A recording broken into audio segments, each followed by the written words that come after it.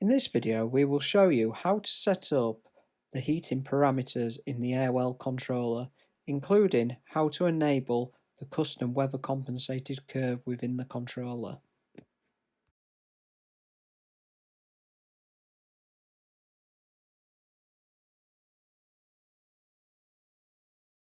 .8 T1 set H1 refers to the high temperature value for the custom weather compensated curve. 3.9 T1 set H2 refers to the low value for the custom weather compensated curve.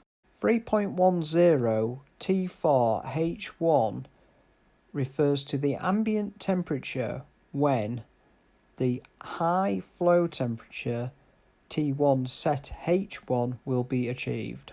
3.11 T4 H2 refers to the ambient temperature where T1 H2 will be achieved on the weather compensated curve. In this example, we have set the weather compensated curve so at -3 we will get a 55-degree flow temperature. At 16 degrees external ambient we will get a 30-degree flow temperature. This should be set in accordance with the designed conditions for the heat pump. We'd normally expect 45 degrees at design for underfloor, whilst 55 degrees for radiators.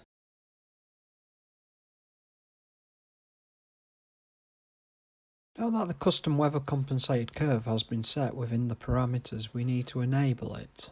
This is enabled by going into the preset temperature menu on the controller, going across to weather temp set, turning on the curve for the desired zone and selecting curve number 9.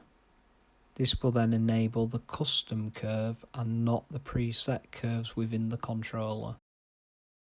If you now try to adjust the flow temperature on the left hand side of the display using the arrows, you'll be prompted with a reminder that a weather compensated curve is activated.